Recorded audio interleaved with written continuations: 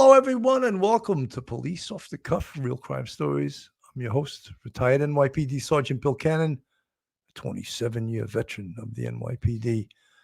You know, folks, we have a really interesting show, and it would seem that we've exhausted every possible topic you could do on this Madeline Soto case. But I'm intrigued, and I think the audience is intrigued, and so many content creators are intrigued on the question you see up on the screen. Is Jennifer Soto clueless, or is she complicit? Or is she a little bit of both? You know, I've never seen a story like this, a horrible story like this, where there was so much prescription drugs involved. You know, like all the players in this case, all you hear is every other word is meds. I was taking my meds, you know, like, is America that drugged up, or it's just these two people are this drugged up that they're always on their meds, you know? And so we're going to take a dive into going over, is Jennifer Soto clueless, or is she complicit? And how is she complicit if she is complicit? And with Stephan Sterns, we hear all of these new players coming in, and it seems now that his family, his father Chris and his mother Deborah, they can't stop talking to different shows and going back to the police and offering up new information, new old information perhaps. But it's a little bit, to me, bizarre. And I compare it to years ago, all you guys that are as old as me or around as old as me, the O.J. Simpson case, where the father of Ronald Goldman, the waiter who was also killed with Denise Brown Simpson, his father could not stay off TV. He was on a different talk show every single night. And I was saying, like, that's sort of a weird way to grieve, to want to be on a TV show every night talking about your murdered son. And perhaps, who am I to criticize the guy? But it seemed that he could not stay off television. He was on it all the time. And now it seems that Chris Stearns and Deborah Stearns, they seem to want to talk. Is that part of their healing in this situation? Anyway, hold on to your hats. Hold on to your next door neighbor. Hold on to your loved ones, your service dog, your glass of wine, your cup of coffee, because you're about to enter true crime from a police perspective. You're about to enter the off-the-cuff zone, the police off-the-cuff zone.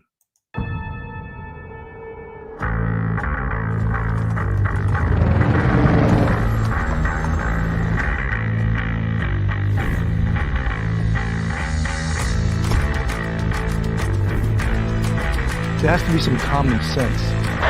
Yes, sir. They have the car stopped at 10th and Ranch by Collider. We still don't know who pulled the trigger.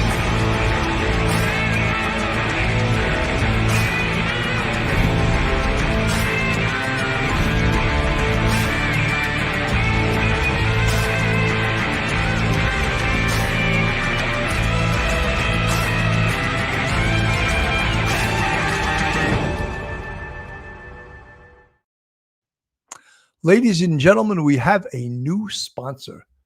Bet Online is the world's most trusted betting platform and your number one source for everything football. Bet Online has every stat, every matchup, and even live odds and spreads to bet on during the games. Think you know your stuff? Get in on our $200,000 mega contest and pick 5 games against the spread every week for your chance at weekly prizes and a share of $200,000. When the game's over, head on over to our online casino and get in on a game of blackjack or poker, or unwind with one of our over 150 slots games. Head to the website today to get in on the action. Bet Online, the game starts here. Right now, I'm going to invite the man of reason, I always like to refer to him as, and he's a retired NYPD sergeant, professor at Albertus Magnus College, and attorney. Welcome to the show, Professor Mike Geary. Mike, welcome. Hey, William. Thank you for having me. Welcome. Welcome, everybody. Mike, it's always a pleasure to have you because you think a little bit differently. Not totally, but a little bit. And I like that. I don't like always having just agreement, But we've discussed this both publicly and privately.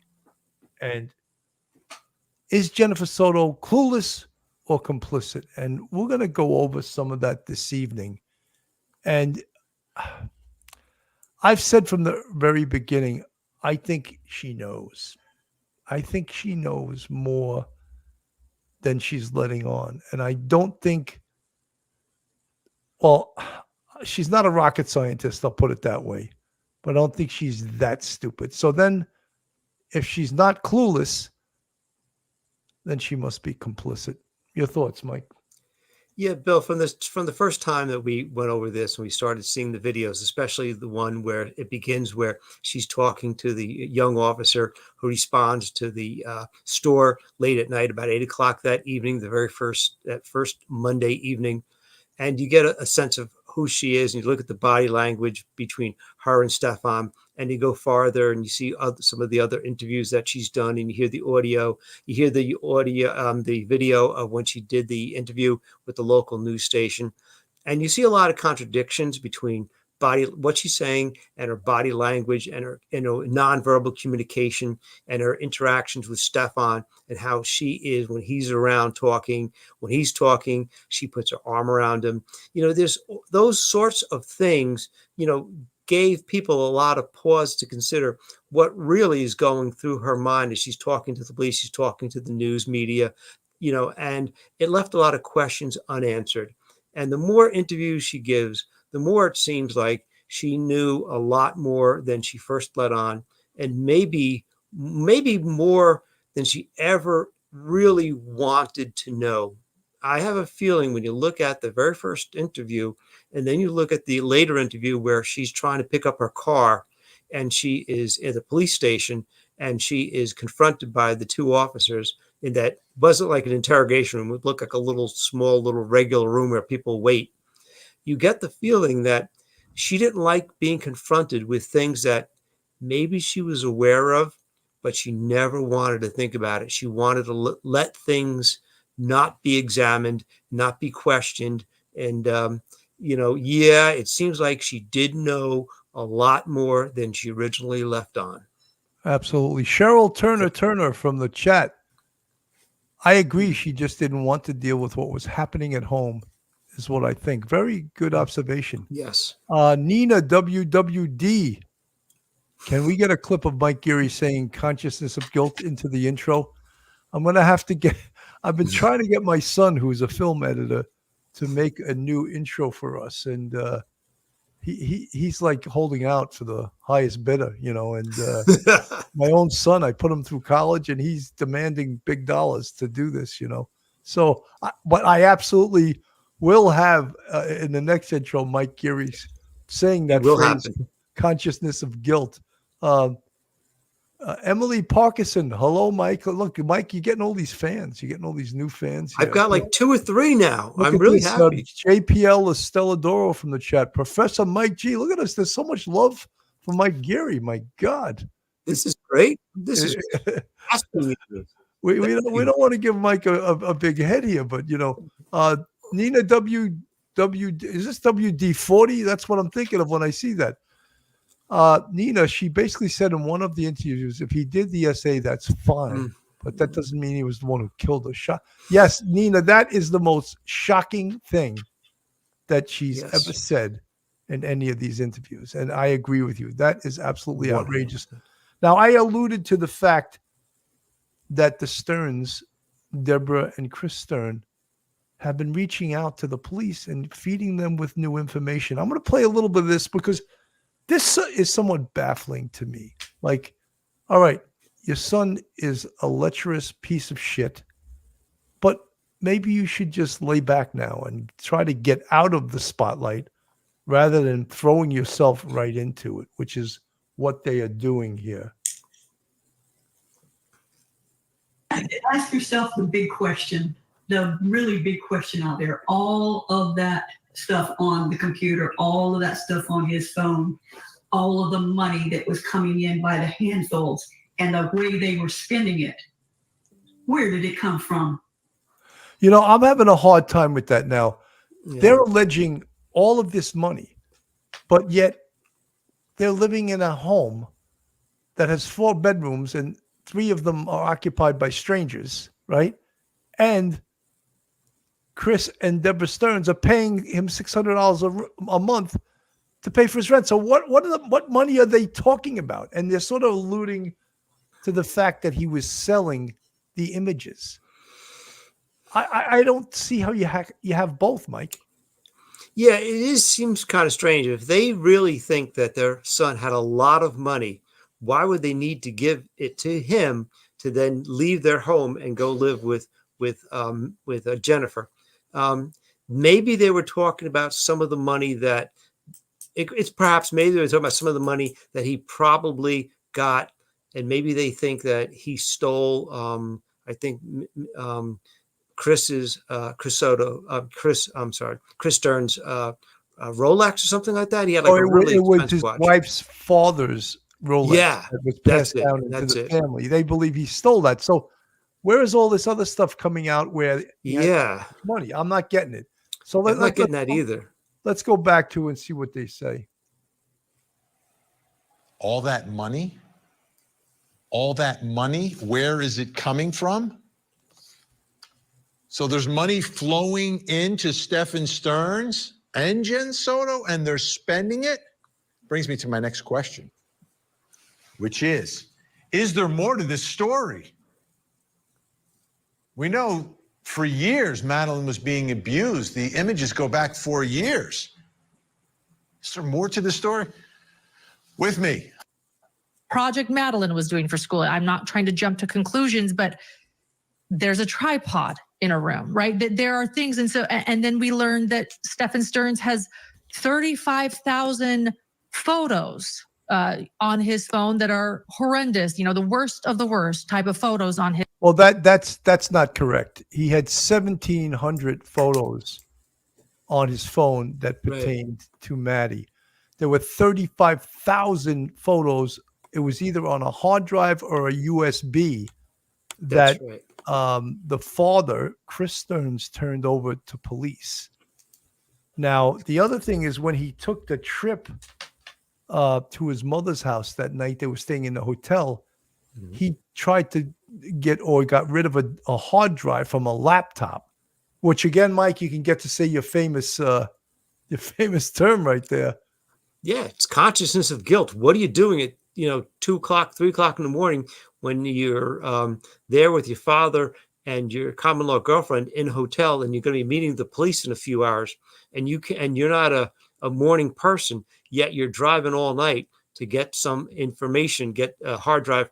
That's something really valuable on that hard drive, very incriminating. That's consciousness of guilt. Absolutely. 100%. His phone that police have as evidence, an entire hard drive. What are they doing with this? What is going on? And so I think that the question is compelling.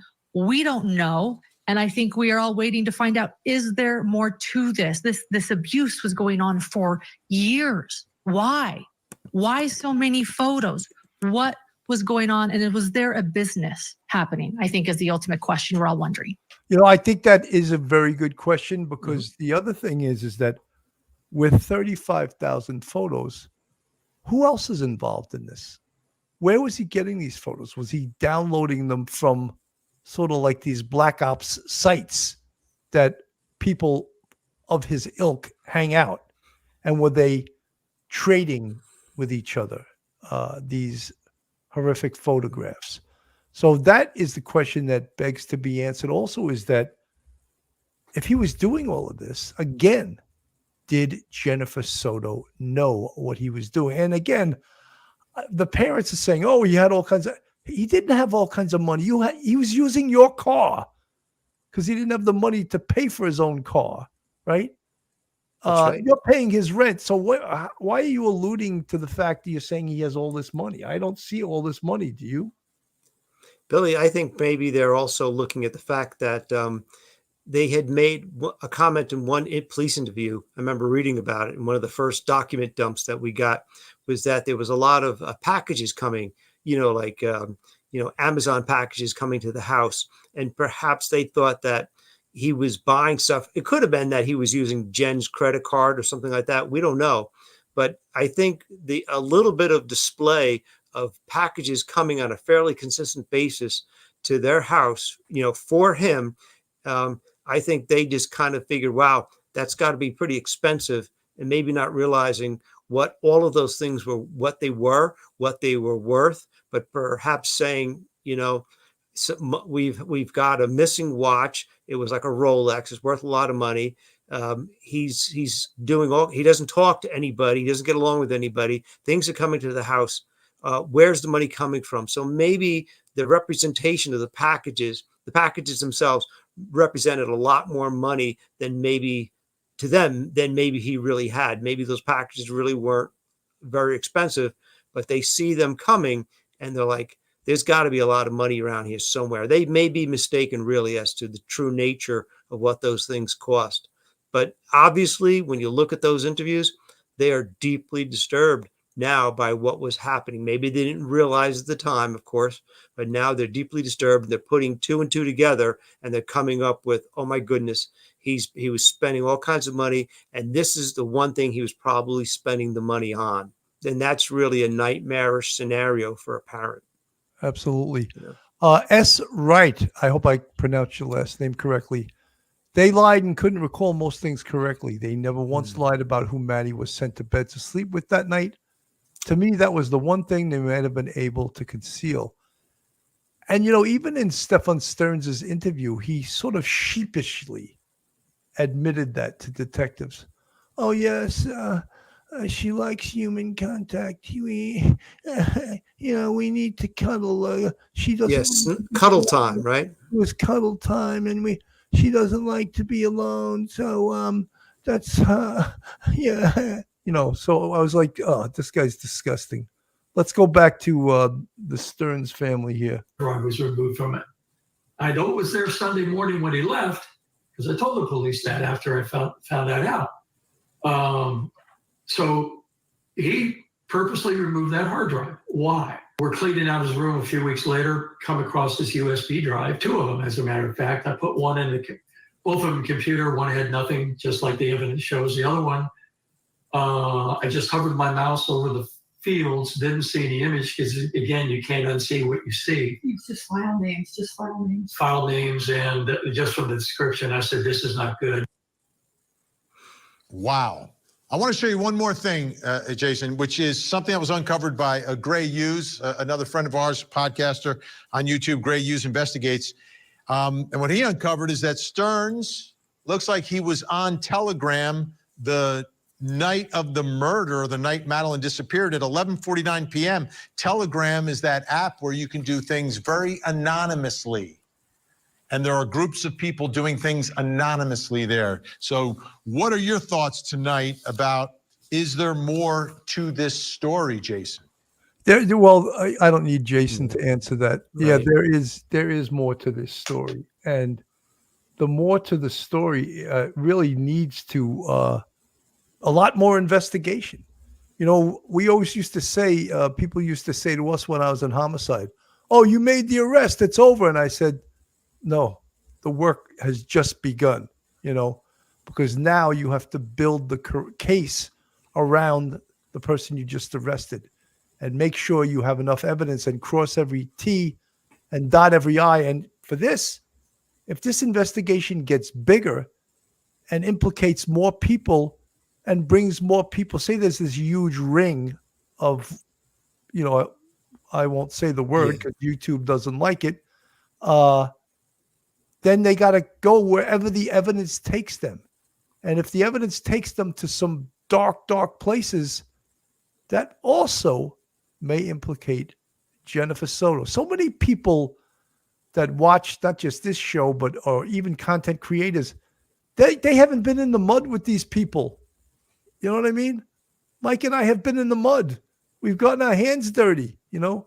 We've stepped on hypodermic needles and crack pipes and little vials of crack and got them caught in your shoes and went home with enough roaches in your suit that you felt like you needed to be fumigated. So I've seen it. And many people, you want to be gullible and think that there's no possibility. No, there's a good possibility that Jennifer Soto is involved in this. And, everyone keeps asking me, when is she going to be arrested? And we go over it every single time. We think, and I don't want to speak for Mike. I think Mike can speak for himself. I think that the prosecutor has made a decision not to arrest her just yet, meaning he'll wait for the first trial of the essay to go through. Stephan Sterns will be found guilty. Now they can swing for the fences with the murder charge, the capital murder case. They can convict him of that, and he can sit on death row for 30 years. And then at that point, they may go after Jennifer Soto. These are just my thoughts. Mike?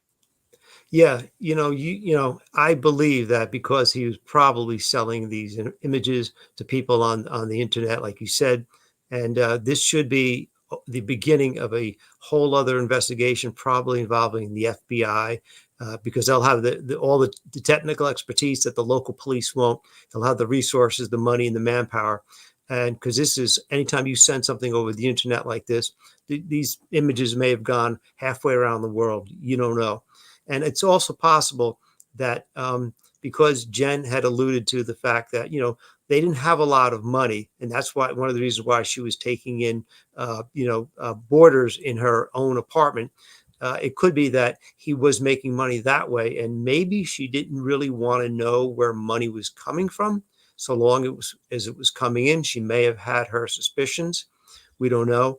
But it is very, very possible that she may have actually knowingly profited from this. We hope not, but you never know.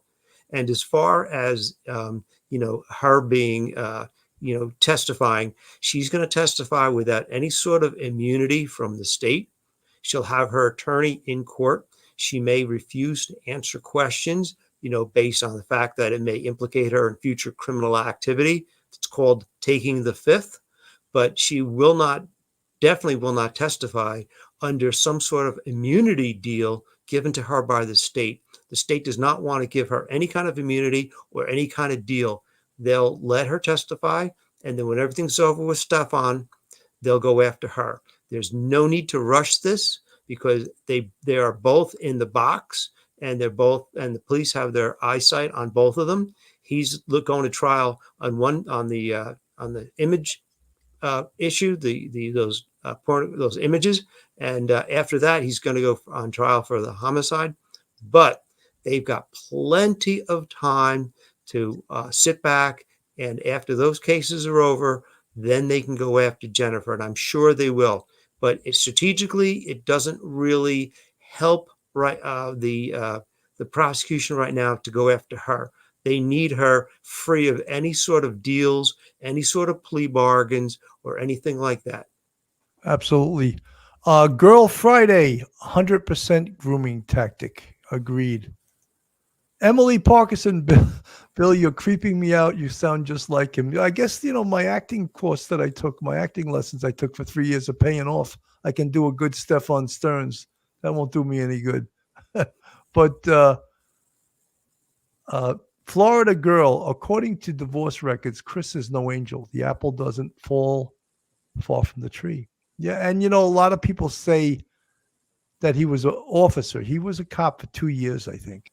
I don't know if that really qualifies you as a former cop when you only did 2 years. I don't know.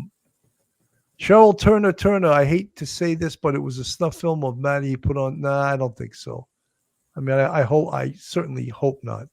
To me, Stephan Sterns seems like a big coward, and that's why I was a huge proponent of the detectives from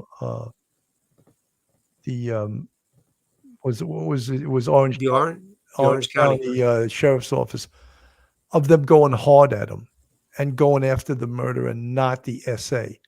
And I criticized how they interrogated him. And I felt that he would have backed off big time if they would have went at him the right way, because he's not a brave man, and he's not a tough guy whatsoever. And I think if they would have used the right tactics in interviewing him, they could have got to him, but they didn't. And I don't want to criticize them, because I thought their tactics were wrong. And I thought the one detective, Mark, who was the lead interviewer, he had a good way about him. He just asked the wrong questions, and he didn't go after what the most important thing was. And the most important thing was to find out where Maddie's body was, and then confront him about the murder. And that, don't forget, that interview was conducted before they had found Madeline's body. So I really think they needed to go at him hard, and they didn't do it. And look, that's an NYPD thing too. Like, we don't mess around. You know what I mean? Especially in the box. You know, when some mope is lying to you, you're going to confront them with the lies. And when you have the power of the truth and you confront the mope with lies, the mope's going to fold like a cheap suit. Mike. Yeah, so they bring him in. They know they're going to arrest him at the end of the interview. So they read him his Miranda rights, because this is now an official interrogation. I thought their pacing was excellent. I thought that Mark's manner, and also along with the corporal, I thought his manner was fine, and it went off really well. I was surprised that it was as long as it was. I thought when they got to the talking to him about the seeing him on video putting stuff in the trash, and it turned out to be the backpack and the laptop, I thought they would then, okay, we got you. We're going to confront you right now. And they backed off. Then they kind of went a little bit further. Then they got to the point where they were talking about what was the second thing they were talking about? They went a little further. Oh, and they started talking about with the, I'm sorry, I'm lost track of time, lost track for a second, but they went on a second time about statements he made, and about the drive and the car. And they kind of said, no, you didn't drop her off. That's right. That was the second time they kind of confronted him, and they backed off again. And I thought at that point they would have gone hard at him. And then by the third time, when they got to the end and they started talking about the images and the pictures, and at that point they went at him again. But like you said, the grand prize was was maybe some sort of incriminating statements regarding the homicide. The grand prize was not him, admitting to the photos, because you've already got those. There was no need to go down that road. So, things were really good, but at that point, that should have been the goal. The goal should have been, we're going after him hard for the homicide. They had two previous opportunities in that interview to do it, and they didn't. They held off until the end, and I think they just took that wrong turn. And unfortunately, the one thing, like you said, that they wanted, and I think even Detective Mark even said at interview, is we really want to know where Maddie is. And so I think they took that wrong turn, and he was going to, probably 99% of the time, 99% chance he was going to lawyer up, but at least they would have given that one shot. Now you miss out now forever on that opportunity. Mike, it's the whole psychology. Yeah. Perps think that the police know everything. Yes. So show them that you know everything by Right. telling them things that they know are true. Like the fact that Maddie didn't have a backpack on her. Maddie didn't have a laptop. You know why? Because you threw it into the dumpster. Right. Don't even talk. Keep your mouth shut, right? You didn't drop her off at the school. You know how we know that? Because there's video right there, and you didn't drop her off there. So stop lying, The other thing is, we know that Madeline was dead and sitting in your car. You know why? We have video. And don't let him talk. If he goes to open his mouth, say, shut up. Confront him with all those truths. And then you weaken his resolve you weaken his resolve to keep lying, to keep going with this bullshit story. But they didn't do that. That is investigation, interview, and interrogation 101. And if you weren't going to go hard at him, you're not his friend. He's not your friend. You work for the people, right? You work for people, state of Florida, right? And you had to do, and dude, I don't want to, if you're listening, I don't want to criticize you. I think you're probably a great cop. I just think you missed an opportunity there. And I think the opportunity you missed was in the planning and the strategy before you even went into that room. You should have discussed it with the corporal. This is what we're going to do, and do a tag team on him, Right. Let him know he's got two guys going after him. It's not a fair fight. You're the police, right? And it's not a fight, but it's a game of wits inside that box. And he won because he lawyered up, and you never got a statement. And at that point, you didn't even have Madeline Soto's body. And luckily, because a witness saw him changing that flat tire, they found the body. Other than that, it could have taken, they may have never found it, Right. And so that was so important. And I just think they missed a huge, huge opportunity with that. And enough said. Let me go back to the Sterns again here. Well, we know we're not the cause of it. We're trying to pursue a conversation about an accident Stephan had 30 years ago as to possibility of causing this. Did you hear that? An accident. That is the biggest bullshit story that I have ever heard. Yeah. He got hit. Some pickup truck hit him twice, and they're claiming like CTE, and that's what caused him to be the loser he is. Totally don't buy it. And he went to the hospital and was released. They're really pointing at that as what caused this fool, and that's what turned him into who he is. I don't think so.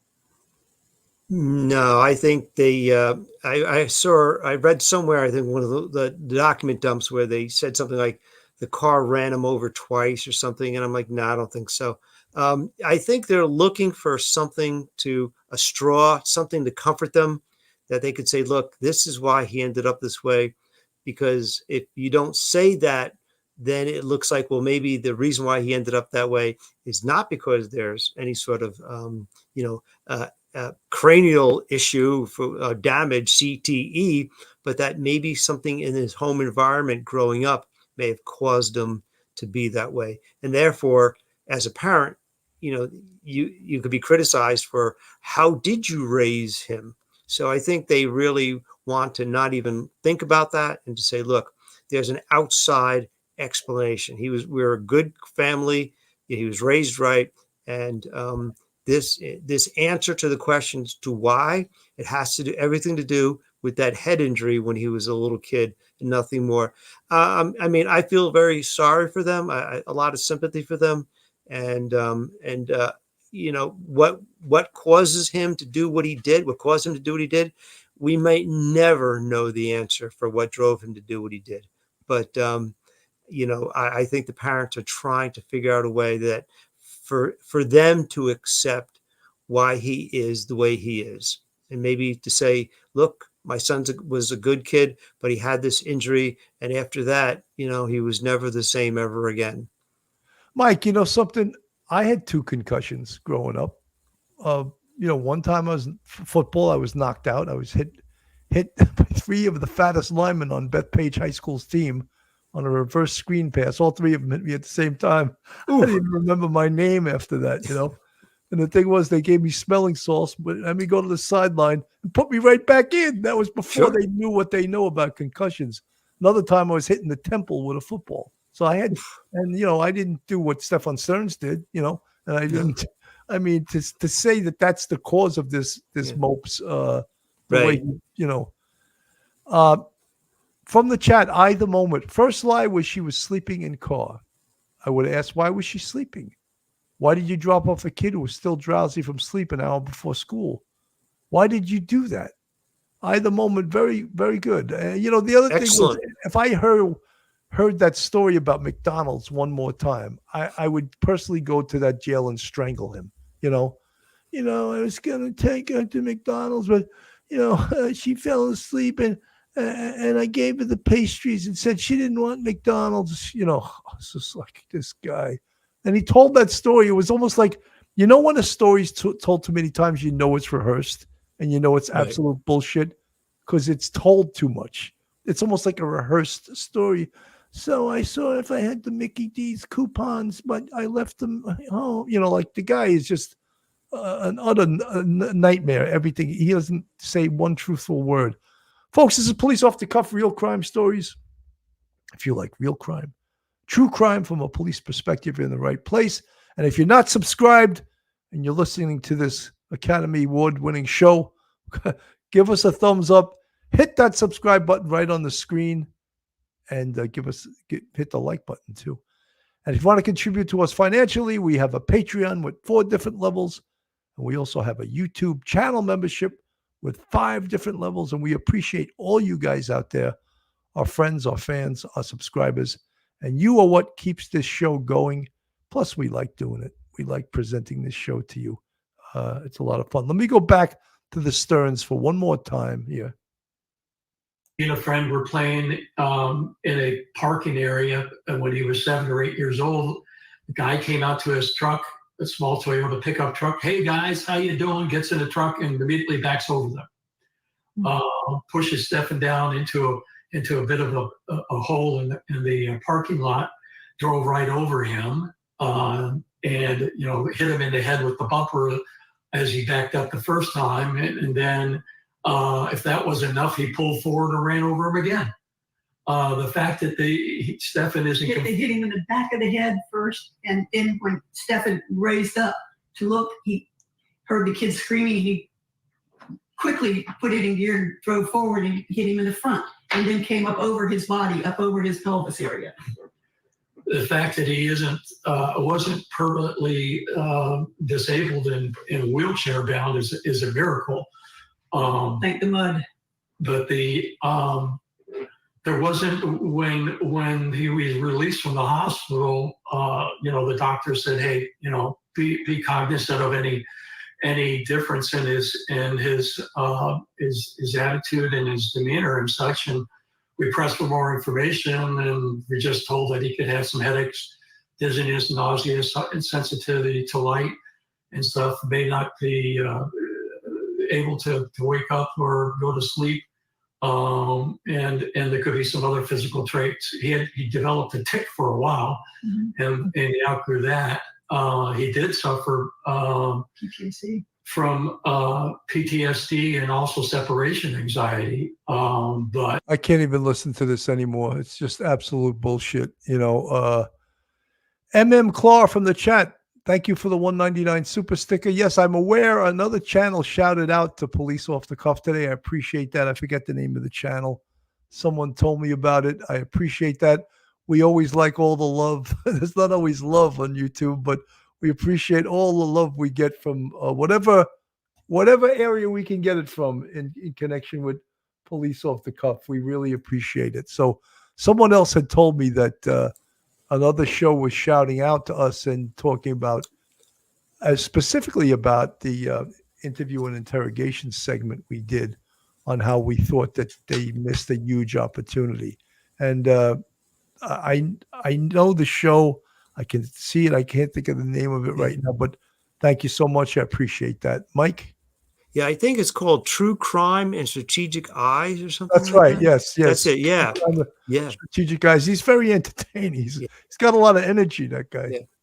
Yeah. Go looking back at what the Sterns have said. And I saw somebody in the chat say that's probably going to be his defense.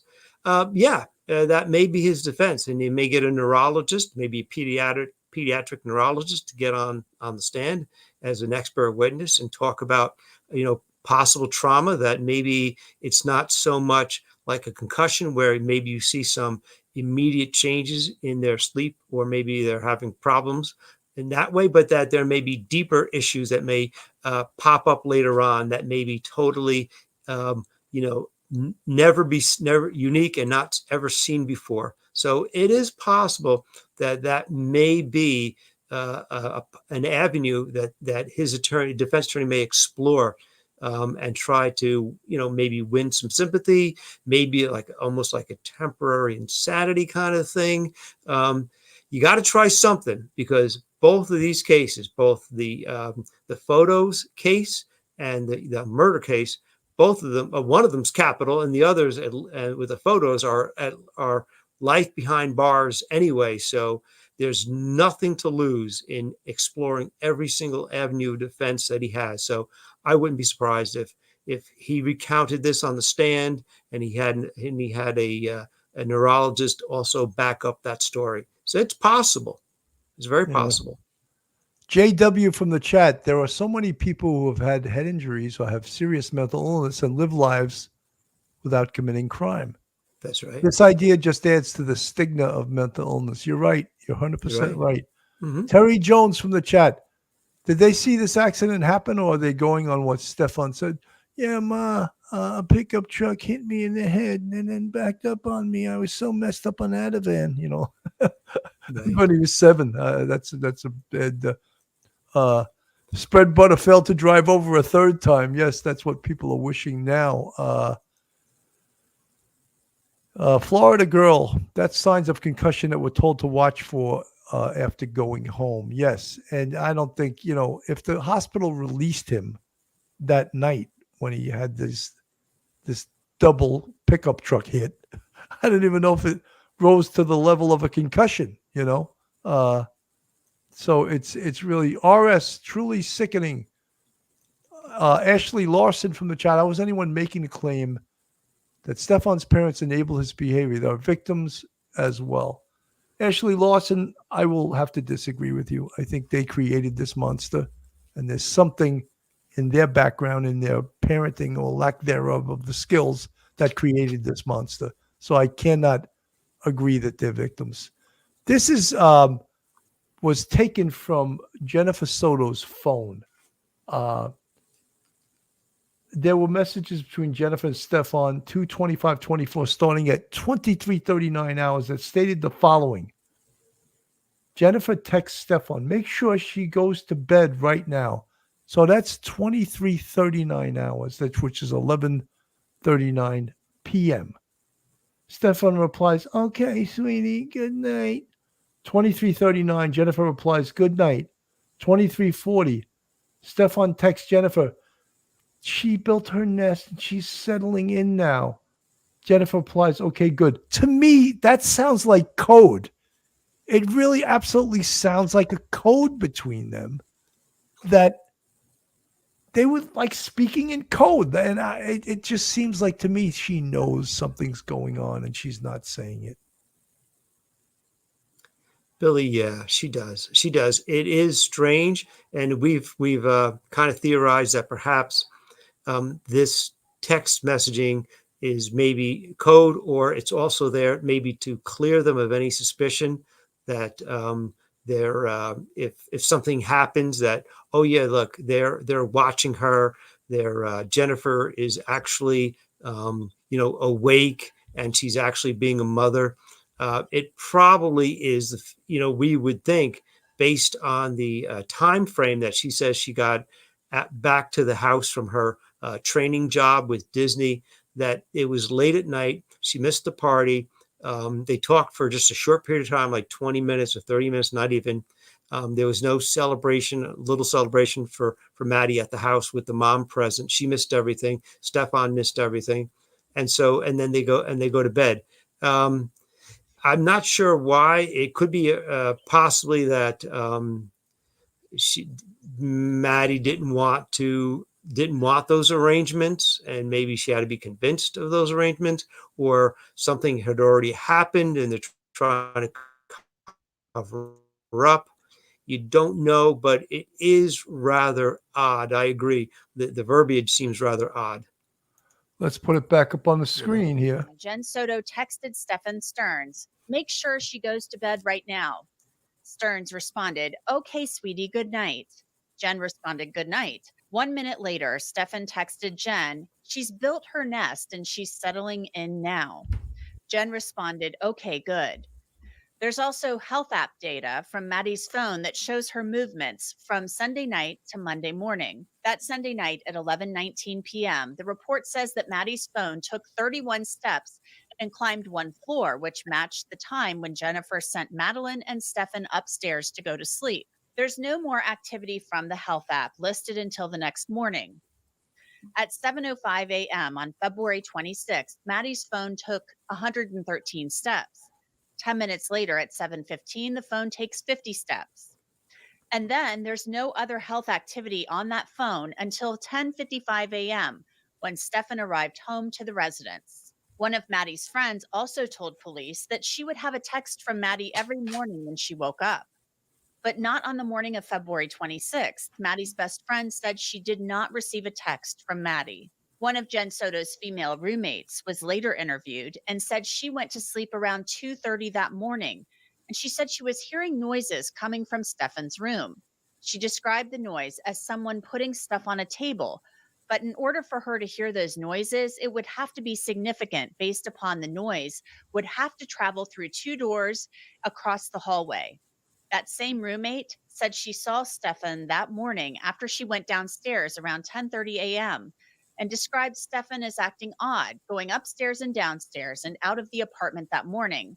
Stephan was also washing clothes that morning, which she had never seen him do before. Police searched the condo where Maddie lived with her mom.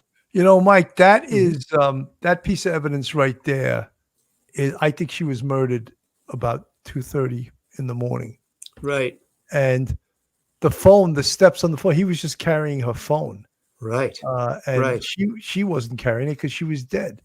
Right. And the mystery Exactly. that we all don't know is how he was able to get her from the upstairs to the car without being seen. That is the big mystery that no one seems to know. And then everyone always points to this, that the one white Croc was found in Jennifer Soto's room, and the other white Croc was found in the dumpster with her backpack and her laptop. So some are thinking that this is really nefarious, that she was murdered in Jennifer's room, which would mean that Jennifer knew or maybe even took part in it. Right. Yeah, that Croc by itself looks, because of the position, one in the garbage in the dumpster and the other in Jen's room, that looks really bad because you can't explain away how that got into your room. She would wear two of them. She'd have two of them on her feet and they would match. So you got to have one of them is in the dumpster. Wait a minute. How did the other one? The other one must have fallen off her foot. So it fell off her foot because, and it must have fallen off her foot, or it was taken off her foot in Jennifer's room. That looks really bad. So that's very telling. It's not. It doesn't seem like a huge deal until you and me and a cop start looking at it. We're like, well, wait a second, time out. That's a bad sign. Then you look at that in that app, the fitness app, where there's absolutely not a single step taken by poor Maddie that's recorded on her phone after that early morning, 7 o'clock. So there's nothing after that. So he had that in his pocket and then he put it down. And so therefore, anything else that he says after that, just based, whatever excuses he gives, just based on the fact that that app does not record a single step by Maddie, she's already passed away by that point. Yeah, these little things add up to, they're all circumstantial, but they add up to a lot of good, convincing evidence that poor Maddie was deceased early that morning. And there's a possibility, distinct possibility, that perhaps somewhere along the line, Jennifer may have participated in maybe helping take Maddie out of the apartment, put her in the car, or at least maybe helped get her dressed or something nefarious like that. Absolutely.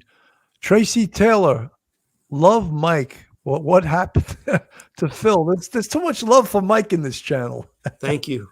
Well, what happened? Phil's running around all over Brooklyn picking up cannolis. I don't know. We asked Phil. Phil's been too busy to come on the show of late. Guilty of crime at Spread Butter. You are right. I see all these new names in the chat, folks. Make sure you hit that subscribe button, give us a thumbs up, and join the Police Off the Cuff family. Okay, Miss Girl, will they separate the trials for the CSAM and then for the murder? Yes, they will. The first trial is going to be for the 60 felonies. I'll describe it as that. The second one will be for the capital murder. AJ Hartung from the chat. Their standard of living for a pair of disabled, basically unemployed and unemployable individuals was inexplicably high, and Jen certainly spent, and Stephan, an expenditure was outrageously high. Yeah, I mean, I don't know exactly how they lived. I would not want to live with all those roommates. And again, you guys put in the chat that the condo was owned by her father, and she, in addition to the other two female roommates, Jennifer paid $400 a month. The two female roommates paid, I don't know, $600, $800, whatever it was. And Stephan Sterns allegedly paid $600. So Jennifer had the low, but still, it's, to me, that's no way to live, with all of those people living in that house. Ashley, okay, Ashley, I mentioned that Maddie was not pregnant because you confirmed it on your channel. Mentioned it on this channel. I love you both. Yeah, I mean, I never got that from a police source, but it has been reported that apparently Madeline was not pregnant. So then it brings us back to then, what was the motive for this? Was the motive that I've had enough and I'm telling mom? Or, well, unless you believe that Jennifer knew already, I'm going to go to my teachers at school, or I'm going to tell the police. What was the motive? Yeah, that's the sad thing. And that's the $1 million question. We may never, unfortunately, we may never know what would drive, Stephan to kill her. Did she challenge him? Did she want to tell someone at school? Was there, because I know there was a school psychologist that would do, periodic check-ins with her teachers and things like that. So maybe she was going to spill the beans on what was going on. She's come of age and she's realizing that what's going on is not right and is totally wrong, and she's sick about it. We won't know. We would like to know. The thing about prosecuting someone like this, the prosecutor has to prove the corpus delicti of the crime, the who, what, where, when, how. You don't have to be able to prove the why. The why, the motive really gives the jury the context to understand why the actions happened. But it's not an absolute necessity to have it. So we could still get a conviction on him, even if we never find out why. But everybody really wants to know why, because this poor child suffered, and why at that time and that date and that place her life was taken from her. We all really want to know that why. 100% guilty of crime. Ashley, thank you. The family was so proud to announce that Maddie was not pregnant. They did not like that rumor, and I'm so glad that it got squashed. Thank you for spreading the truth. We always want the truth. It sounded like it could have been a possible motive. Until now, it's cleared up. It's cleared up in that, in fact, was not what happened. It's not. It was cleared up, and it's not part of JW. Sergeant Bill, you are the Rich Little of true crime. Best Stephan Sterns impression. I don't want to be famous for that. I find it so irritating what a wimp he is, and he's I'm so messed up on Ativan. I just want to slap that guy. I mean, it really is so annoying. Someone that lives their life to be medicated. ATS News. It's always good to see you. I love when Bill does Stephan's voice. Here I am getting all these kudos for the voice, and there's no prizes on the YouTube awards at the end of the year for doing a good Stephan Sterns impression. Let me go back to this report here from Crime Fix. The makeshift bedroom on the first floor that belonged to Maddie looked untouched. She never slept there, according to her mother, but she hung out in that room during the day. Crime scene techs found one of Maddie's white Crocs in her mother's bedroom. That means she did not wear her white Crocs when she left the house that morning, as Sterns had claimed. Anything else that we haven't asked that you feel is important? Maybe that might help us out.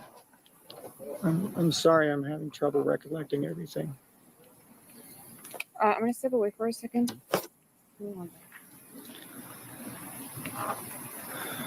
Anything that you remember maybe she might have told you? She didn't mention anything in particular.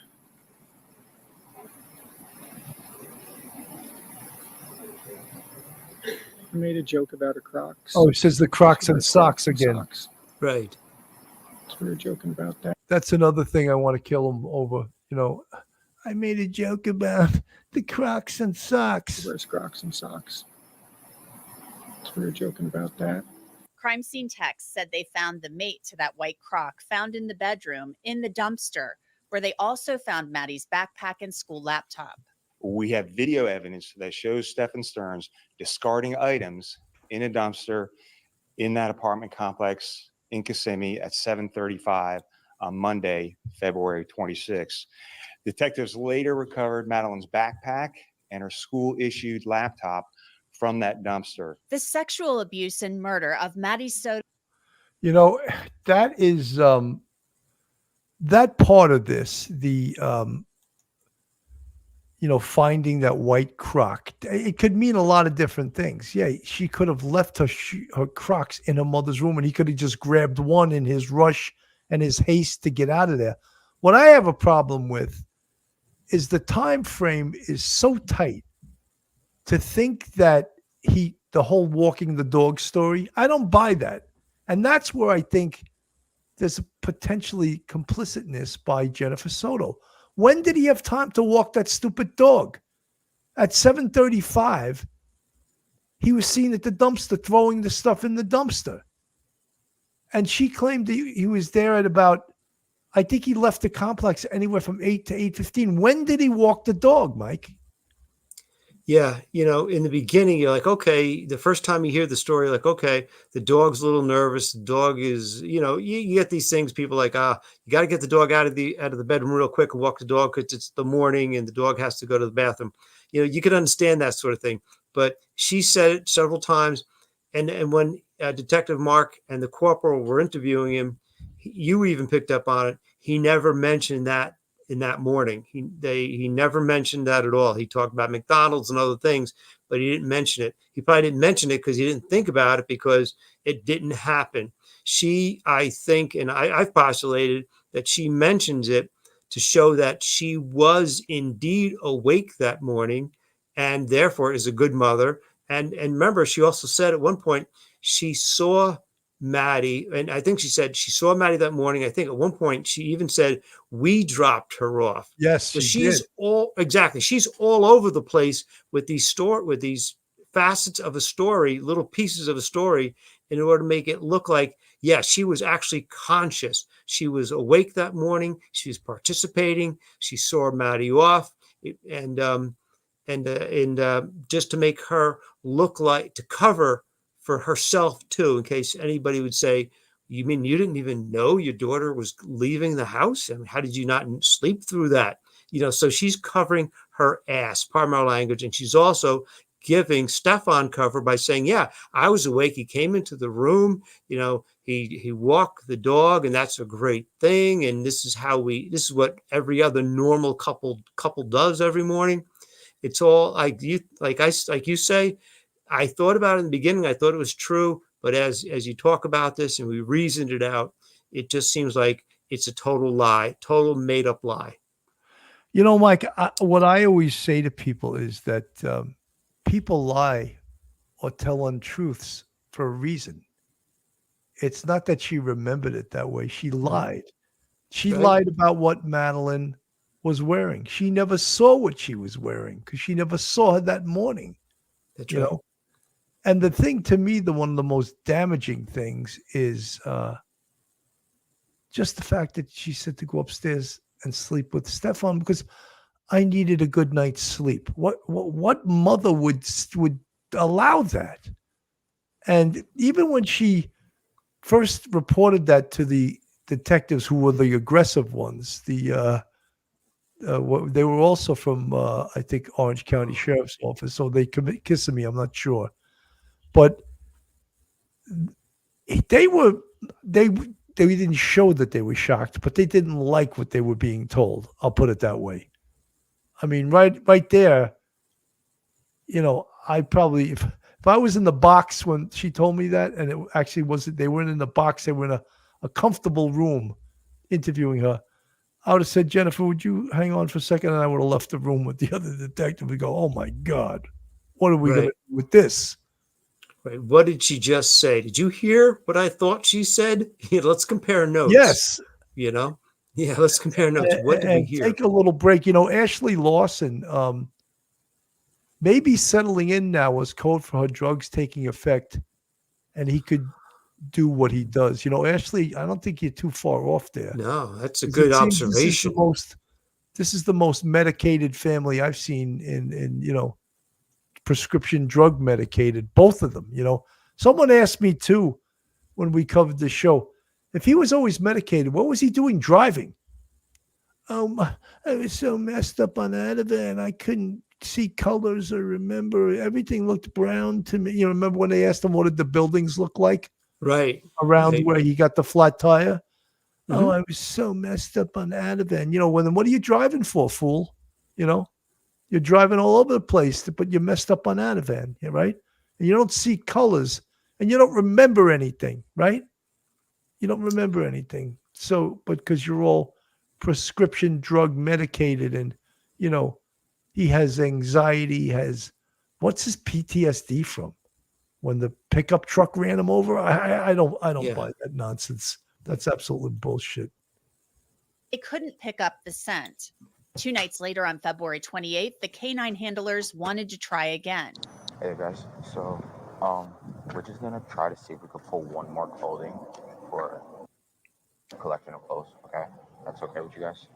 Yeah. We're gonna pull one more, and then we're gonna have the dog sniff it out again and see if we can get another track going. Yeah.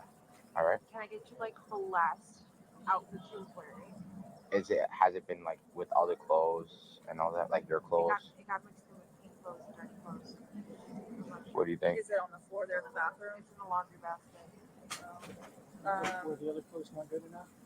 No. We just try to collect separate ones, and then we separate all of them, just in case one was contaminated. We have something else we can use without having to come and bother you guys. I was just thinking on Sunday, the last week we had her. Actually, I remember Sunday. She had a really one picture. I think she on Sunday. I wasn't sure if that would be helpful, but that's mixed in with clean and dirty clothes, I think. Is it other people's dirty clothes, or is it her just hers? Is her underwear? A pillow that she likes to sleep with. Her underwear is That, I mean, all that stuff works. Yeah, but you slept on the pillow this morning. Oh, that's right. I snuggled with her pillow. Like would she have underwear? There would be underwear on the bathroom floor. Okay, I thought I And saw that her hasn't been touched. Yeah. Okay, then that's like the closest thing to her body. Yeah. So. That search using the canines was again unsuccessful. The next evening. But something, the canine dogs hit positive on Jennifer Soto's car. Right. And Mike, you made a point that, could it have been that her body just brushed up against the car? Would the dog be that sensitive, or was she actually inside that car at some point? And perhaps the only one that knows that is Stephan Sterns. Right. But the cadaver dog gave a positive hit on Jennifer Soto's car, which is very interesting. Cheryl Turner, thank you for the $10 super sticker. One thing that really bothers me is the cadaver dog hit Jen's car, not Stephan's. He was seen with the flat. That was ultimately where she was found. Then only involved the pet ambulance. Yeah, I mean, look, I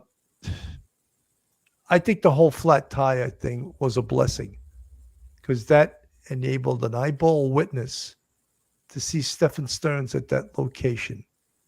And then, but something, one thing that many of you and many people in the YouTube universe don't realize, this guy's seen on 3 separate cameras with a dead body in his car.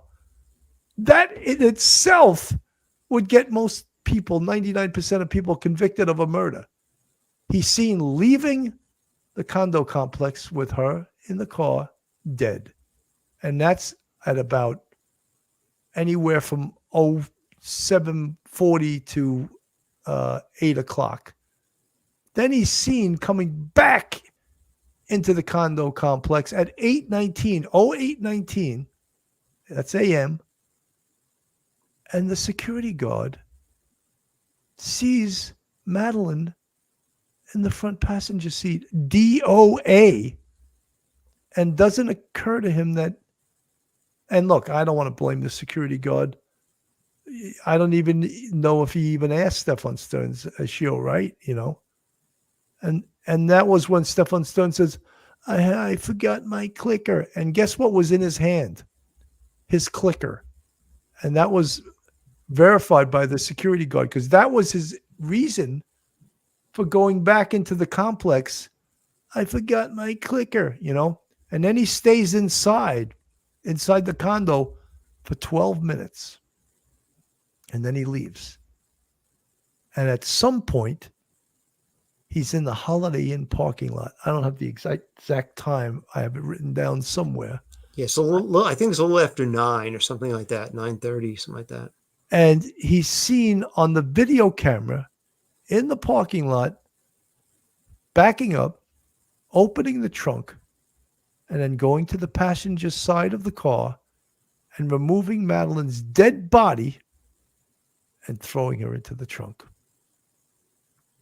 That alone, with no other evidence, would get most people convicted. And many people, they don't even mention that. That's like huge. And you remember Chief Mena from the Orange County Sheriff's Office very early on in the investigation said, we believe at that point that Madeline was already dead. And people wanted to know why. And he, based on how her body was placed in the front seat, how she was there with her mouth wide open, she did not look like a person that's alive. Mike. Yeah, and that was a huge thing, because at that point, before then, everybody believed that there was some sort of hope, slim hope that maybe Madeline was still alive. And he quashed that. And you realize at that point how much information they were getting. Once they had it on video, you're like, oh my goodness, okay, there's more evidence of what's going on than the public knew. And then they were able to get all the license plate reader information. They got other traffic light camera information, and they were able to track his movements. They also, one of the detectives went out and looking at all the information they had and all the times and dates, the time stamps and the location stamps. They tried to figure out where he was actually driving that day. Did he go north? Did he go south? Did he go east? Did he go west? And we're trying to figure out, and they almost had it. They didn't know he went down that long country road, because it was only one pretty distant license plate reader that said he knew he was on the road, but they didn't know where he went after he was on that road. And like you said, the poor Maddie's body never would have been found if not for that one person to say, wait a minute, I saw that guy with the beard, the tall guy with the beard. It looked like the guy I saw on TV. That's the one. And he made that phone call. And at that point, they were able to place him somewhere along that road. And that really was really critical piece of evidence in getting poor Maddie and recovering poor Maddie. But that was a huge thing. The idea that, he took a huge chance, and maybe because he was freaking out, not knowing what to do, not knowing where to go, driving back and forth. Just think about it. It doesn't make any sense. You leave with Maddie in the car. She's already deceased. And you drive around hoping people may see you, say, oh, there's Stephan taking Maddie to school, so he has an excuse. He's driving around, and for some inexplicable reason, he makes a U-turn and comes right back. It's a really, it's like an odyssey that he's engaged in, and we're not sure why. How did that occur to him to do what he did? is a really strange thing. And unfortunately, the one little piece of evidence that we don't have is, like you mentioned earlier, is if there was any sort of piece of evidence that would show him going out to that car somewhere between 2 a.m. and say 7 a.m. and putting Maddie in that front seat. If we had that, then kind of like the circle would be complete. This is amazing. Let me play this here. Madeline's socks were clean, which indicates she did not walk anywhere, or the socks would have had dirt on the bottom.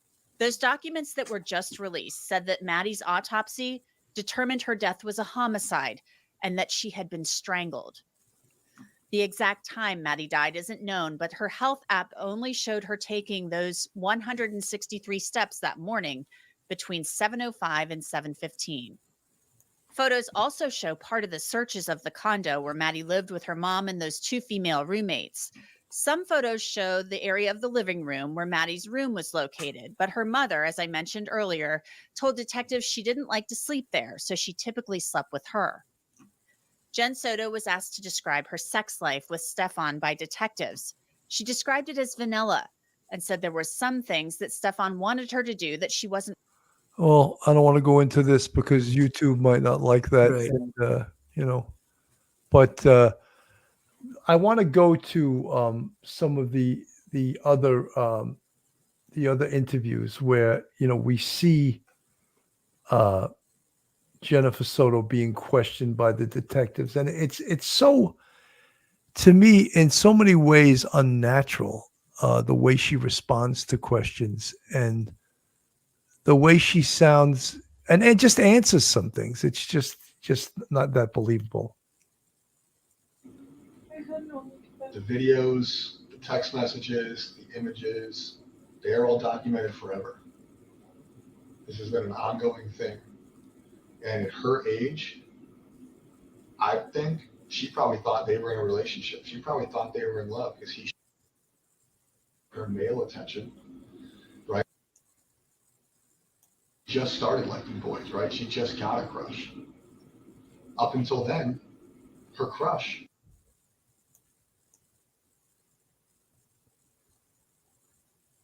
So this is the first time they're confronting Jennifer with this. At the same time, you guys are sleeping in the same bed together. You guys are all cohabitating. She's not sleeping in her room. But you felt the need to establish a rule that they couldn't sleep in the same room. But when you establish that rule, for 3 years, she's already been dating him, essentially. Whether that's legal or not. I had no idea. So I truthfully believe, and this is my belief, I'm not speaking for other detectives, I'm not speaking for the sheriff's office, the state police department, or any other agency I've said. This is Kevin's belief. I believe that you became aware of their sexual relationship. I think at a certain point throughout this relationship, you became aware of it.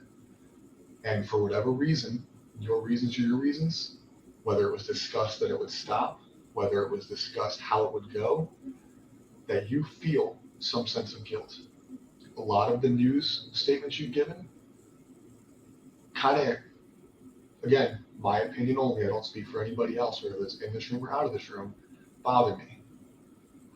It seems like some of your emotion, up until this room, I think some of the emotion in this room is sincere.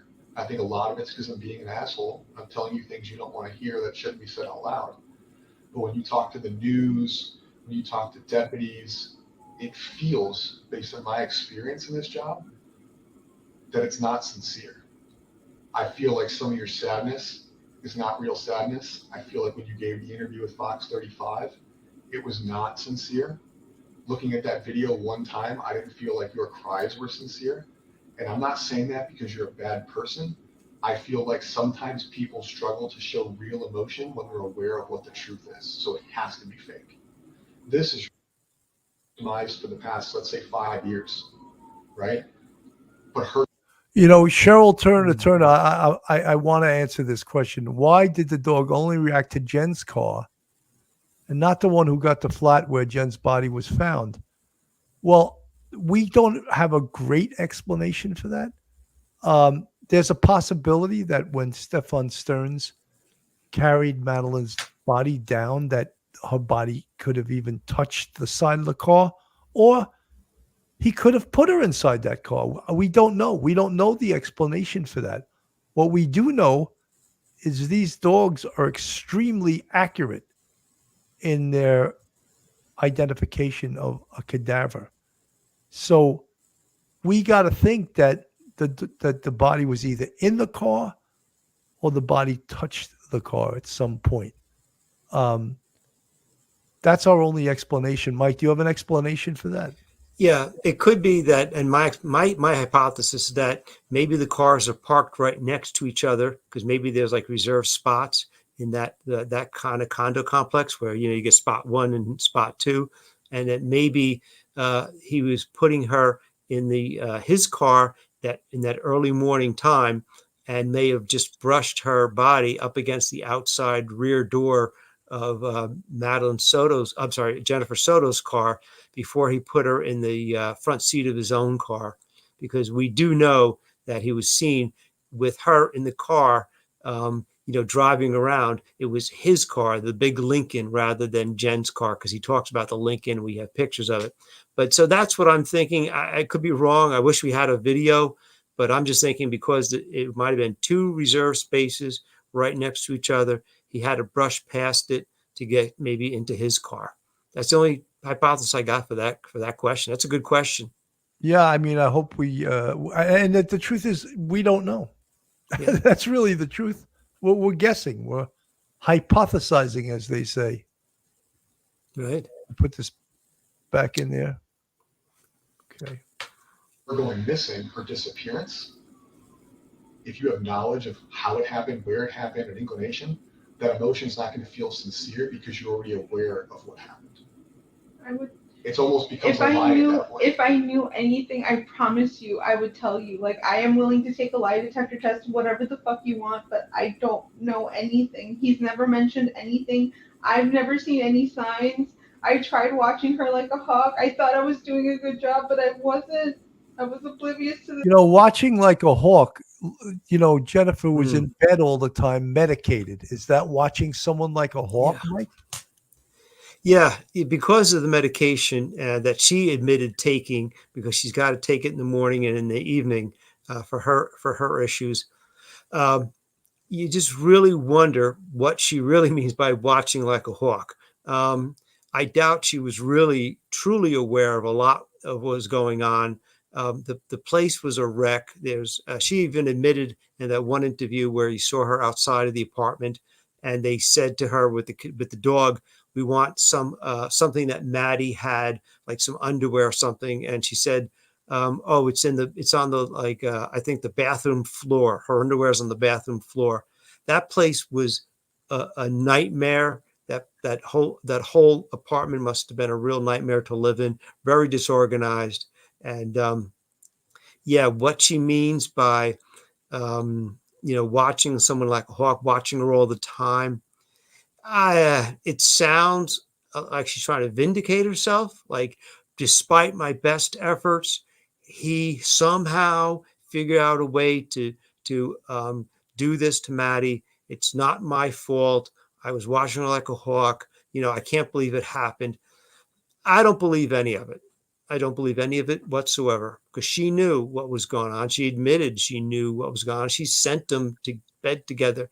What are you doing? You don't have to even be suspicious, just regular human nature. She's not sleeping in her bed. She barely ever sleeps there. I think she was actually off the next day because she didn't have to go to work. Why was it so necessary for you to sleep alone that night? I just wonder about a lot of things she says. That's a good point, Mike. From the chat, Beach Girl, I seriously think Stephan thought he and Maddie were in a related. He was jealous that she had a crush on another boy. Why would he make a point of mentioning that to the detectives? It was weird. Well, Beach Girl, he told that to detectives to get his own ass out of the sling. That's why he did it, because they started asking him questions about SA and that type of thing. We wouldn't even let her have a boyfriend. So he started with that, but it was to get his own ass out of the line of questioning, which obviously made him very uncomfortable. Emily Parkinson, the parent said he was anxious and looking for any kind of anxiety meds Saturday night. Maddie told a friend she was having a meltdown. I think she told him she was going to tell on him. You know, Emily, that's a really distinct possibility. Yes. And the only ones that know that are Jennifer Soto and Stephan Sterns are the only two that know that. And will we ever find that out? I don't know. Queen of Hearts, Charnel. When a girl gets to the age of having girl talk about virginity, it is very uncomfortable even amongst best friends. Add a potential boyfriend and talk of virginity. Maddie was likely in such turmoil. Yeah, I mean, I don't disagree with that. I think there are so many potential theories about what happened, because I think that the detectives and the police know a hell of a lot more than all of us know, because what they also have that we don't have is they have the physical evidence. They potentially have DNA. And I always mention the fact or show you this. That's Stephan Sterns' hand. Are those scratch marks from Maddie fighting for her life as he strangled her? And if that is the case, then underneath her fingernails, we would find Stephan Sterns' DNA. Now, you saw the video where where they're taking pictures of his entire body, and a lot of that was to compare against the images they had on his phone, which he's dead to rights with that, because the images showed the apartment, the images showed the bedroom, the images showed parts of his body that were clearly identifiable. So that's what the police have that we don't have right now. So we will find that out shortly. Every 4 years?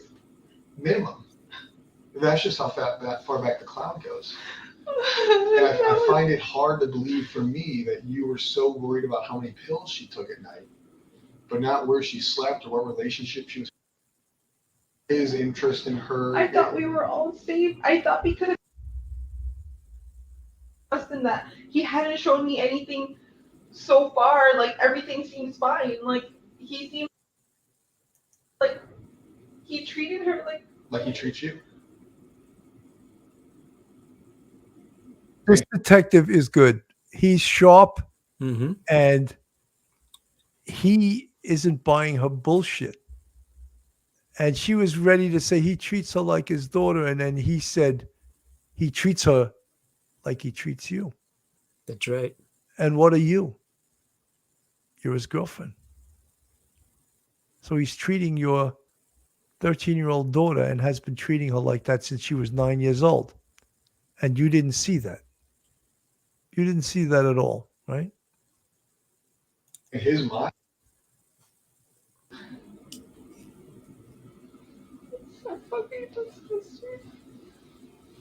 So now he's in jail because of what we found on his phone, not because somebody came forward and reported that he was abused. No, I know. She's not old enough to consent. She's not old enough to have a thought process to even want anything that was happening to her. It's abuse. So he's in jail for that, but something caused what happened, right? We certainly murder, because we can call it a murder. She didn't die naturally. She didn't overdose. She didn't have a heart attack. We certainly murder on Monday. Something had to cause that. He's been having unrestricted sexual activity for a long time. He's getting what he wants from her, probably from you, and who knows whoever else, right? So it's not like he woke up or went to bed Sunday and he was like, you know what? I'm done with this, but I'm going to kill her. Something happened. People don't just wake up and like, you know what? They leave people. They break up with people. But usually things cause people to snap. Now, what? And you know what? And I'm in trouble. Or I feel like I'm going to, or him being out, we can go even worse. She's pregnant. That's what questions last night led me to believe when we started talking about her period. I was told that her and her friend, and granted, I'm male, never had a period, but that somebody found it weird that they were no longer on the same cycle. Could be different because she's a teenage girl. Could be that she missed her period. Have you ever found a pregnancy test at home that wasn't yours? I have 2 underneath the bathroom sink, but I haven't seen if they're still there or not. Okay. But you haven't seen any used ones in the trash? No. Their relationship hasn't changed? No. Okay. So what do you think happened Sunday? Other than him killing her, what do you think made him snap?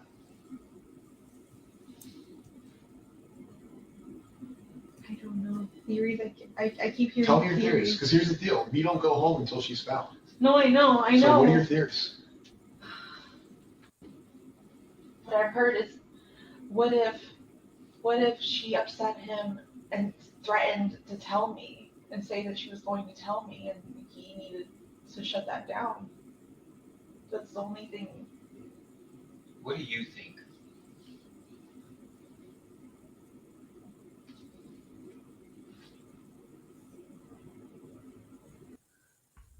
RS from the chat. She was protecting Sterns right off the bat.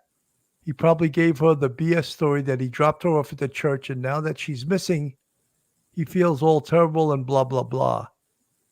You know, I just think that the more I watch this, the more I dissect this case, the more I really look into this case, I think it's impossible that she did not know. Impossible. And I shake my head because many people, that I've listened to, and, granted, you're not the popo, you're not an investigator, most of you, but you watch this, and many of you are very diligent of this and have good instincts. So I'm not in no way putting anybody down, but what I'm seeing is the word I've used from almost day one in this was complicity. I'm seeing her complicity in this case.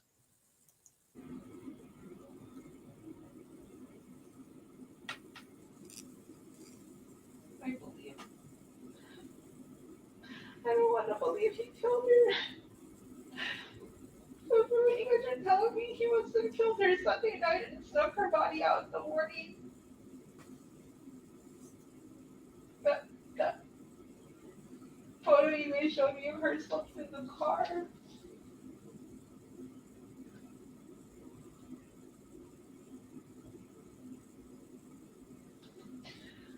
You don't want to believe he killed her. I want to believe she's still alive and that she got kidnapped, but that doesn't seem like that's the case at all. Yeah. That is bizarre to me too, because very early on in this case, she went with that kidnapping idea that, maybe she probably got kidnapped, And one of the things that bothered me about this case too is that I think the police told a lie early on in this investigation to Stephan. They told them that she was seen on video walking past the church. That never, ever happened. So they may have told that little fib for their own investigative purposes. But that obviously never happened because she was never, ever dropped off, Mike. Yeah, they told it maybe early on. They were just trying to. They may have had a kind of like a little hint that it might have been Stephan who may have been involved in her disappearance, because he was admitted himself. He was the last person to see her alive when he said he dropped her off. He looked in the rearview mirror. She was kind of shuffling off towards the school, looking in her backpack. So, they may have had that inkling that he may have really been a part of this somewhere along the line. He may have done this to her. And so a few hours later, maybe they said, we have somebody may have seen her near the church, or we have video of it, a girl who looks like her, that sort of thing. They never showed the video to him. It doesn't look like they ever showed him the video, because if I'm Stephan and I'm innocent and I actually did drop Maddie off, and she's gone and I am totally innocent, if this is the scenario, and the police tell me, oh, by the way, you were the last person to see her alive, but we've been checking video in the neighborhood, and guess what? We found a grainy image of a girl who looks like Maddie walking to school. Could you take a look at the video and confirm for us, is that truly Maddie? Because that would help us a great deal. They never did that, because they always went, with that story, and putting that little thing in the ear of Jennifer to see what the dynamics maybe would be, just to see what would happen if they just stirred the pot a tiny bit, is what I'm guessing they did it for. I'm not sure. Maybe as a detective, you guys might have done that. I was always on patrol and not doing those sorts of investigations, but it is intriguing that they put that out there to see maybe what the reaction would be of Jennifer and Stephan. No, they did it on purpose. Absolutely. Yeah. It was a ruse. That's the word they use in the investigative world. Cheryl Turner, thank you for the $5 super sticker. Madeline Soto's body was found where Stephan Sterns got the flat. Why did Jen's car get tagged by a cadaver dog, not Steph? Cheryl, we don't know, to tell you the truth. Yeah. Because clearly Madeline's body was in Stephan Sterns' car. Clearly, because they have it on video 3 times that she was in his car and she was dead. So why did the dog hit on Jennifer Soto's car and not on Stephan Sterns? I can't answer that. I don't know. We tried to give somewhat of an explanation before, but clearly you're not buying it. Go ahead, Mike. I was just thinking about this as and thank you very much for that question. That was a great question. It is perhaps maybe this is that Stephan's car is actually in the shop. It needed new brakes. He didn't have the money for it. He borrowed his parents' car. That Lincoln is his mother and father's car, and they use it as part of their poodle. I think they called it their poodle ambulance or something like that at one point. Maybe there is a lot of so much dog smell coming from that car that maybe it may have overwhelmed any smell of a cadaver in the car. That's the only thing I'm thinking of. It just occurred to me that perhaps that's what it was. It was used so often and so much with other dogs that it may have covered up the smell of a decomposing body. Mike, that's a good explanation. Whether it's true or not, it's a well thought of explanation, and it may or may not be true. But certain things can throw off a dog's scent. It's a possibility. Beach Girl, but the dog didn't hit on his Lincoln, though, right? Yeah, that's what we're covering right now, and that's what I know. Mike's given this explanation. Whether you buy it or not, I don't know. I don't know if it's true. The evidence room, when Jennifer Soto was attempting to work out what Stephan Sterns did, she implies Stephan Sterns went to St. Cloud Monday, then back again Monday, Tuesday AM to pick her up in the Nissan. Tuesday, Wednesday AM took her back in the AM before Northport. The evidence room, I know what you're saying. At some point, he could have moved the body and in her car, right? And because the body was dumped most likely on Monday, right? So could he have gone back there and used her car and moved the body, say, deeper into the woods? Could be. Because he didn't like where it was. It could be easily found.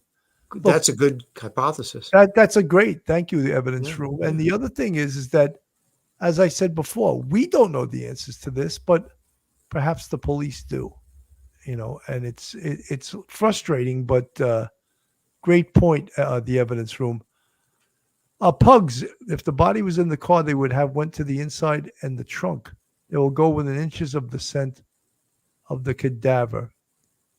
I'm not a dog expert, so I can't. I know that when I was at Ground Zero and worked the or attacks on the World Trade Center, there was tons of cadaver dogs working and on the site, on the pile, we used to call it, and they were cutting their little paws because they actually had to get them booties because there was so much sharp steel and stuff like that sticking out. So they were truly amazing, those dogs. But I don't know enough about the dogs to confidently act as if I'm an expert on it. I'm not. Olga P. King. I just found it weird of why would Jennifer mention in a news interview that Madeline was so happy that night that she didn't even take laptop nor phone to bed with her. She said she sent them upstairs. Yeah, the other thing, Olga P. King, was that Jennifer said that Stephan and Madeline were in her room till like 11:30, 11:40, and then she sent them both upstairs because she needed what she described to investigators as a good night's sleep. She needed a good night. And then she described how sleeping in the same bed as Madeline, she rolls, she kicks, she punches. I mean, I find it a little bit tough to believe any of that, Lucky, he also went back to the dump site twice. And MB covered her up or changed her and had her DNA on him. He took Jen's car. Lucky, I think you're probably right. RS, I could have sworn the dogs hit on Stephan's car. No, apparently not. They hit on Jennifer Soto's car. The scoop at Police Off the Cuff, could it be that the cadaver dog hit on her car just by him possibly handling the body when he went back out there? The scoop, I don't want to really comment on that. I don't know. I seriously do not know. And I'm not going to say, I'm not going to act like I'm an expert on that. I'm not. Angela, thank you for the 199 super stick. I listened to you on repeat. Love your Stephan voices. I got to stop getting famous for the Stephan Sterns voice and not for the real reasons I want to be famous, Helen from the chat. I think he went back to the body to do God knows what in JS's car. The body would have started decomposing, so it showed up more by the dogs. Not nice to think of, no. I think the body was out there for 5 days, right? It was right. put out there on the 26th of February and recovered on March 1st at 4:30 in the afternoon. So, yeah, horrible stuff. And let's play a little bit more of her interview. I know, my brain just wants to believe something else. I just want to believe she's still alive, she's out there.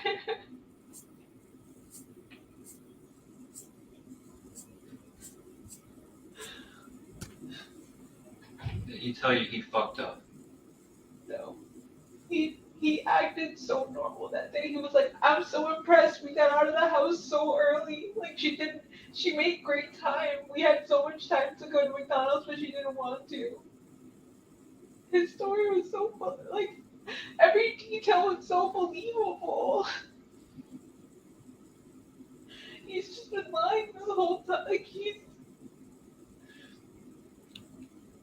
What about that day in the car when you offered him a lawyer?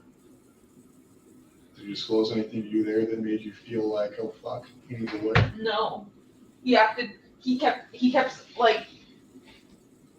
acting like he didn't know what was happening. And I'm like, don't you see forensics? Don't you see they took your phone? Like, something's happening. Like, I think they're gonna pin this on you. And I'm like, in my head, I'm going, they have the wrong guy. Like, they're just honing in on the last person who saw her.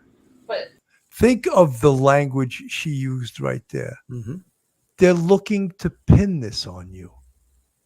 The murder of her daughter. They're looking to pin this. Is that the language a parent would use? That the police, Stephan, are looking to pin this on you? Do you have a problem with that, Mike? Yeah, I do, because it doesn't show that there's any inkling of any suspicion that Stephan might have had anything at all to do with the disappearance of her daughter when he was the last person to see her alive. The idea that she would kind of like warn him, like, don't you watch TV? Don't you know why they're honing in on you? Hey, get it together, Stephan. Think, that is the words to me. It sounds like the words of a co-conspirator trying to tell the other person, hang in there, don't talk to the police. You better be aware of what's going on because they're trying to get the goods on you. It's a warning. And that is the strangest thing for a woman to do in that situation. Yeah. And did you notice how the tears stopped so quickly? Right before that, What do they call that, Mike, when someone cries without tears? Oh, the crocodile tears? Crocodile tears. Yeah, crocodile tears, I guess I is mean, what you really call it. She's fake crying. There's no tears. Yeah, no, Betsy, it's bad. Betsy 77 from the chat. Wrong either way, but I think poor Maddie thought she was in love. I was groomed at 13 by a family friend and never even realized I had been groomed till my late 20s. Betsy, I'm sorry that happened to you, but you guys give some outstanding input into these things that help us to present the best show we can here. Jody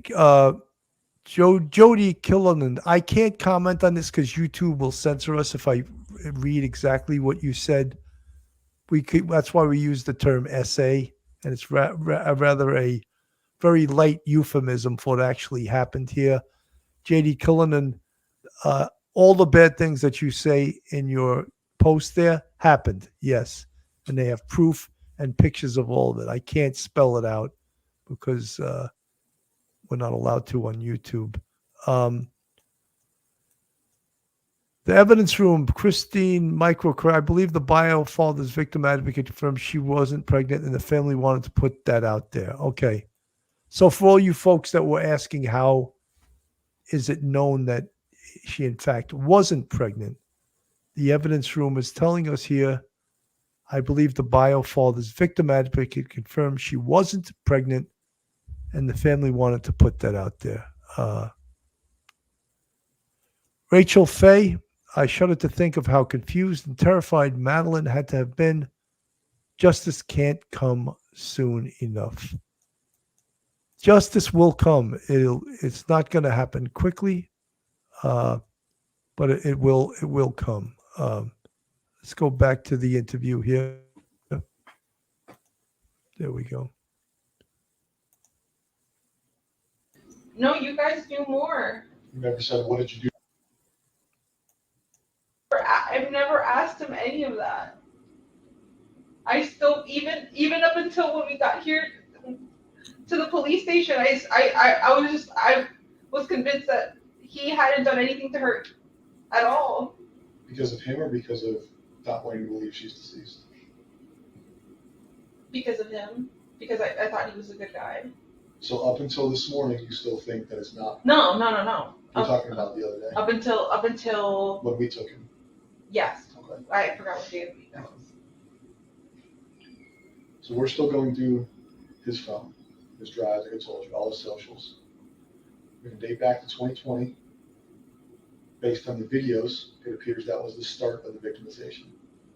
Okay, are we going to find anything in his phone with you? No. We haven't done anything. We've never done anything. Has there ever been a request for the two of you to participate in sexual activity with him? No. Regardless of you saying no or yes? No, he's never asked that. Okay. If we find pictures like that, is that going to surprise you? So if I'm in his Google Drive, if I have a sex crimes detective, a computer person look at his phone, and they tell me, hey, Kevin, I found a picture engaged in sexual activity or borderline sexual activity, is that going to surprise you? Yes, because that doesn't exist. Okay. At any time during the course of your relationship, has he expressed that he has ever had sex with a child? No. Not a child, But when he told me when he was in high school, he graduated high school like later, like older than 18. Okay. He dated somebody younger than 18. I think she was 15. But I don't know how old he was, 19, 20. But he was an older kid in high school. He graduated late. But he had a really young girlfriend. Her name was Kendall. And I thought that was weird. I was like, that's a little too young. He goes, no, it's fine. We were in high school. Everything was normal. Her parents loved me. Blah, blah, blah, blah, blah. But that's the only one. Have you ever gone through his phone? Who, me? Okay. If you had to, knowing Stephan, knowing where he lives, knowing where he goes, how he conducts his life, give me your top 5. I know you haven't thought about it. If you haven't thought about it, that's another weird thing I got. Since Monday, right? We told you on Wednesday that we think he did it. Yeah. So from Wednesday till today, it's about 48 hours. Give me your top 5 places you think are possibilities based on knowing him, based on knowing his path of travel. Where do you think? It doesn't have to be based on evidence, just in your gut. Give me your top 5 places where you think he.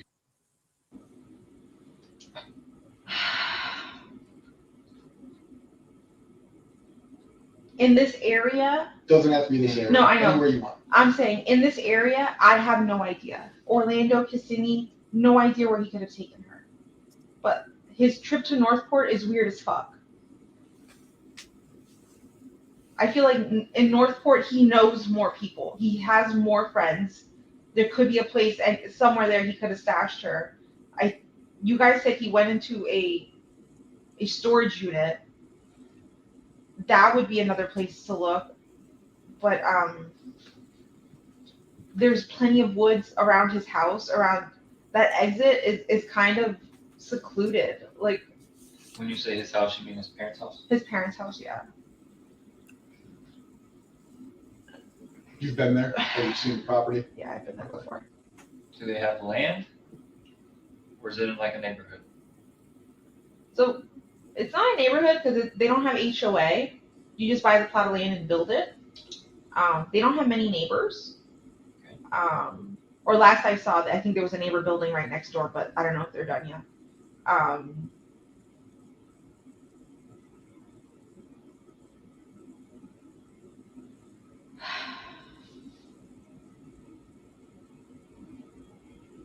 just feel like he had more. There would have been more spots in Northport for her to be dumped. Because from what you guys have told me, he went to St. Cloud. You know, a lot of people find this very tough too, to listen to her referring to her daughter as the body being dumped. Yeah. She dehumanizes her, doesn't use her name. Talks about the body being dumped. Garden Girl, thank you for the $10 super sticker. Yes, impossible the way she wasn't crying yet, rubbing and comforting him that first day. She was comforting him. Yeah, isn't that hard to understand? Garden Girl 9. Yeah, I mean, and the way, again, we just pointed it out, she refers to the body dump, not my daughter Madeline, the body dump, to make it impersonal, to make it not human. Just crazy. The evidence room, October 14th is the status hearing. The evidence room, I hope the judge makes him show up at court. Him not showing up in court really shouldn't be an option any longer. The judge should order his attorneys to present his ass into court. I think the time of him hiding in his jail cell is over. Now he has to face the music, Betsy, 77, I was abused and groomed at 13 by a family friend in middle 30s, but really thought I was in love and he loved me. I never even realized I had been groomed till my late 20s. That's crazy. That's absolutely crazy. Someone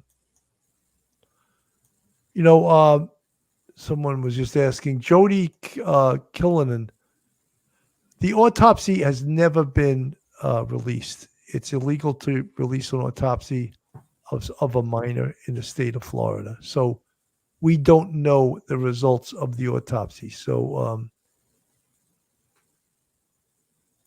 Suhaila, like Sarge said, she had to know 4 years, no, Jen longer. You know, Suhaila said she listened to the interview of the roommate, was in Spanish, and the roommate believed that the noises she heard at 2:30 in the morning was when, the way Suhaila explained it, was he unalived her. And I think that makes a lot of sense. That's probably when he did do it. We'll just finish this off with this interview here. Went to 192. Could you guys tell where he turned on on any of these roads? It's just that he was on the main road.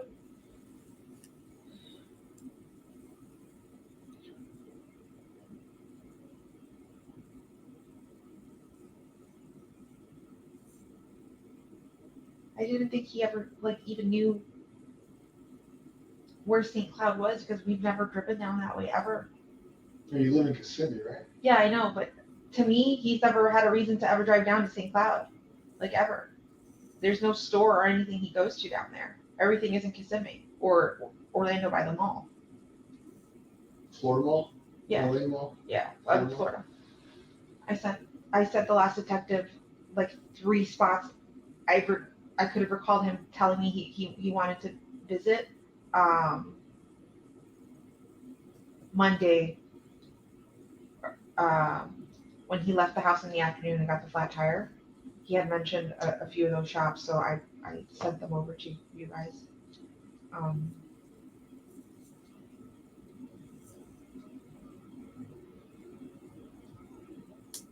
There's honestly nowhere I can think of. We've never gone to the only wooded area that we've ever gone together would be Shingle Creek Regional Park, where the Pioneer Village is. Okay. That whole trail there, we had scooters, and he had an electric skateboard kind of thing. We would all cruise the creek, explore. We've taken a canoe up that creek before. Then the Kissimmee Trail. There's a trail that runs right behind my house starts right behind my house and goes all the way to that bridge on John Young Parkway that says Kissimmee on it. That whole trail, we've done that as well.